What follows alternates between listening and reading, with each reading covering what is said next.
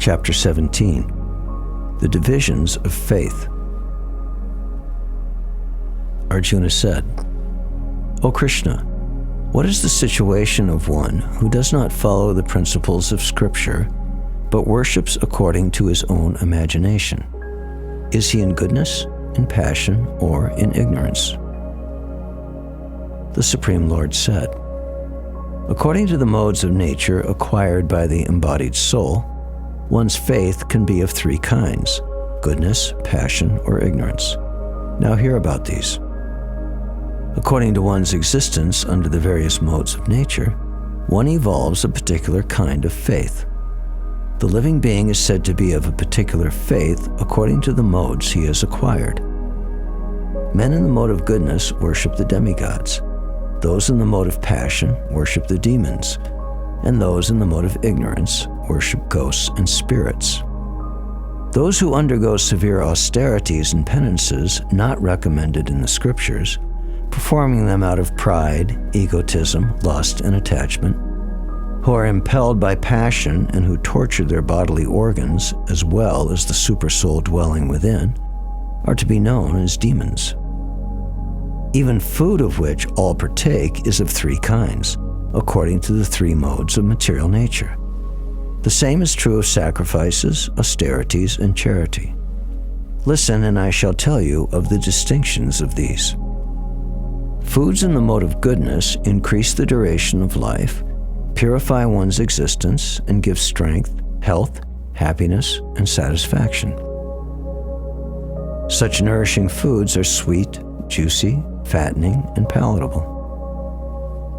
Foods that are too bitter, too sour, salty, pungent, dry, and hot are liked by people in the modes of passion. Such foods cause pain, distress, and disease. Food cooked more than 3 hours before being eaten, which is tasteless, stale, putrid, decomposed, and unclean, is food liked by people in the mode of ignorance. Of sacrifices, that sacrifice performed according to duty and to scriptural rules, and with no expectation of reward, is of the nature of goodness. But that sacrifice performed for some material end or benefit, or performed ostentatiously out of pride, is of the nature of passion, O chief of the bards. And that sacrifice performed in defiance of scriptural injunctions, in which no spiritual food is distributed, no hymns are chanted, and no remunerations are made to the priests, and which is faithless, that sacrifice is of the nature of ignorance. The austerity of the body consists in this: worship of the Supreme Lord, the Brahmins, the spiritual master, and superiors like the father and mother. Cleanliness, simplicity, celibacy, and nonviolence are also austerities of the body. Austerity of speech consists in speaking truthfully and beneficially, and in avoiding speech that offends. One should also recite the Vedas regularly. And serenity, simplicity, gravity, self-control, and purity of thought are the austerities of the mind. This threefold austerity, practiced by men whose aim is not to benefit themselves materially, but to please the Supreme, is of the nature of goodness.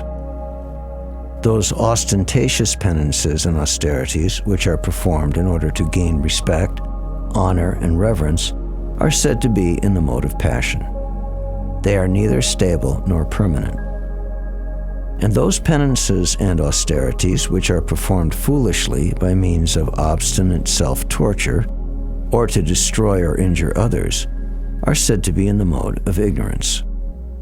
That gift which is given out of duty, at the proper time and place, to a worthy person, and without expectation of return, is considered to be charity in the mode of goodness. But charity performed with the expectation of some return, or with a desire for fruitive results, or in a grudging mood, is said to be charity in the mode of passion. And charity performed at an improper place and time, and given to unworthy persons without respect and with contempt, is charity in the mode of ignorance.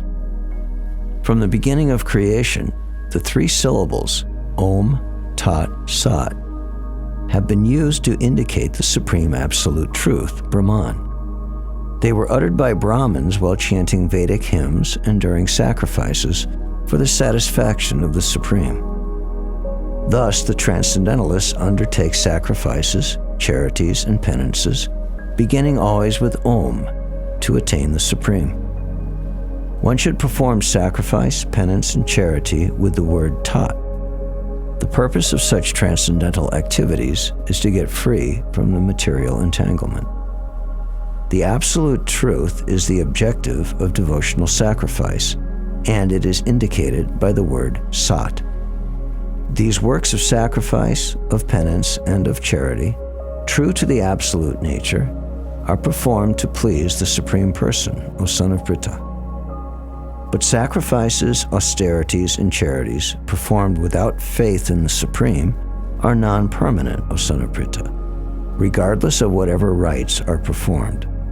They are called asat and are useless both in this life and the next.